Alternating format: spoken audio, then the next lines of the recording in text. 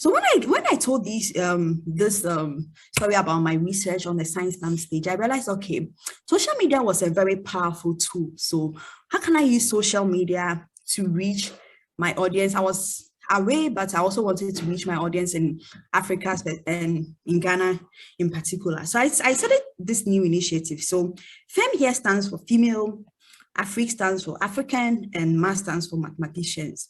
So when I was a PhD student, I was looking online for mentors who had blazed the trail, who had done similar things that I had done, but I couldn't find a lot of them. So I said, okay, maybe they exist, but we haven't documented their stories. And I said, okay, I think I'm great at telling stories, so maybe I can tell their stories. How? By using social media. So the strategy here is to use social media to tell stories. So we launched this in 2018. I remember it was my birthday. We launched it in my small flat with friends. And what was this? So this was me, anytime I met female African mathematicians, whether at conferences or seminars, I used the opportunity to interview them, and we posted them on our social media platform. And what's our mission? Our mission is to showcase the different career options available when you study mathematics. So for most of us, we think that when you study mathematics, you can only end up as a lecturer or a teacher, but I realized that you could do so many things. So I wanted to use this platform to show young girls in Africa or across the world that you could do so many things when you study mathematics. And our vision is to see girls being confident to take up careers in mathematics-related fields.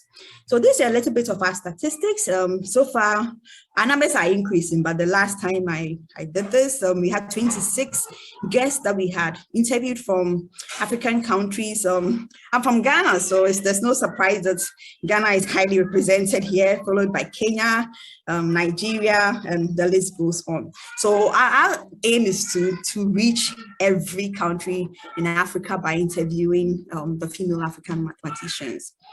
So a little bit about our stories. So one thing I realized after, let's say, 3 years of doing this is that for most of us, either my guests or myself, we grew up not having a Black hero of maths who had blazed this trail.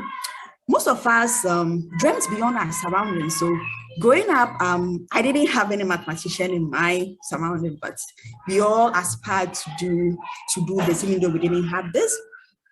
But also, we all had to travel abroad, which seemed very strange that we couldn't even find experts in our countries to be our supervisors, but we had to travel abroad through scholarships.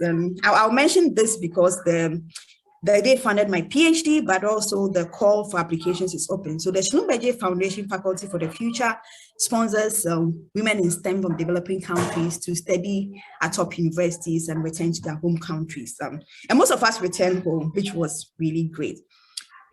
So why is it important for us to tell these stories? So here's a picture of this Ivorian mathematician, Josephine Gwigi-Wanja, who was the first female African to receive a PhD in mathematics.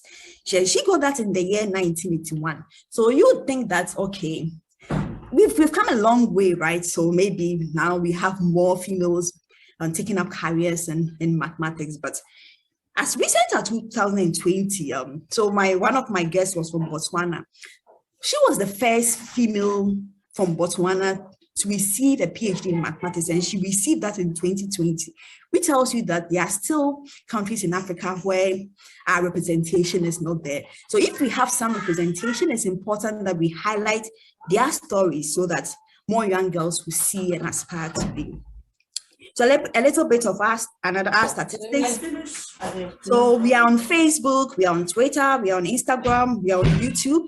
Most of our followers are on Facebook. If you'd like to follow us on all these platforms, we are at Femafricmaths. And our statistics in terms of men and women, we would want more followers to be women, but unfortunately we have more of our followers being men. But the good thing is that out of our top 10 countries with most followers, we have 7 African countries being in the top 10, which means that we're actually reaching our goal of reaching young girls in Africa with mentors who have blazed a trail in mathematics.